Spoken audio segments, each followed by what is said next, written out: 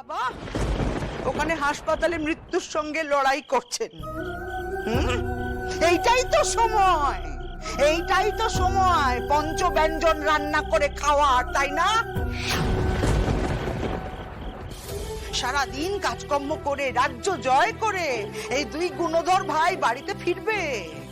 হ্যাঁ, তাদেরকে একটু চব্যচস্য না দিলে ওদের পৌরুষ থাকে কেমন করে বলো তো? মা, তুমি শেষে খাওয়া নিয়ে খোঁটা দিচ্ছ? ও, একদিন একটু উল্টো কথা শুনতে হয়েছে বলে মান গেল বুঝি? তা কি করবো বলো, আমি আমার ভুল হয়ে গেছে, আমি তোমার পায়ে ধরে ক্ষমা চাইবো। এমন ভাবে বলছো যেন আমি সংসারের কোনো কর্তব্য পালন করি না, সংসার খরচে টাকা দিই না। ফুটো কলসির আওয়াজ বেশি, শুনেছো কথাটা? তোমার হলো সেই হাল। আমি তোমার সঙ্গে এত কথা বলছি কেন জানি না, আমার সেই প্রবৃত্তি নেই।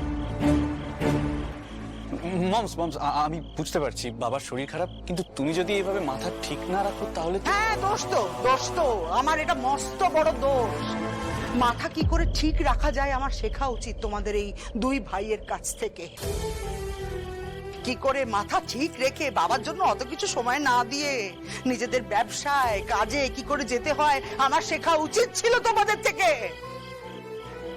আর আমার থেকেও বেশি তোমার শেখা উচিত ছিল বড় বৌমা, তাই না?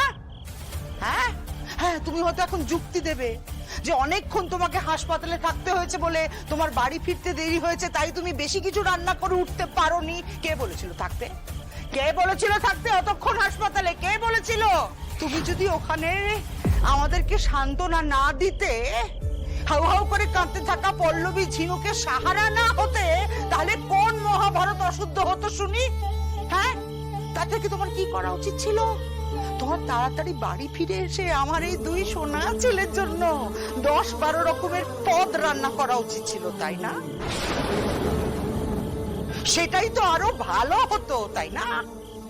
বাড়ির বউ হয়ে এসেছো, আমার ছেলেদের ফাই ফরমাস খাটবে না, ওদের মনোমতো রান্না করে ওদেরকে খাওয়াবে না।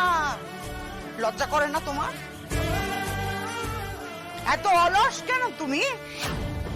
লজ্জা করে না তোমার? লজ্জা করো, লজ্জা। একটু হলেও লজ্জা হওয়া উচিত তোমার।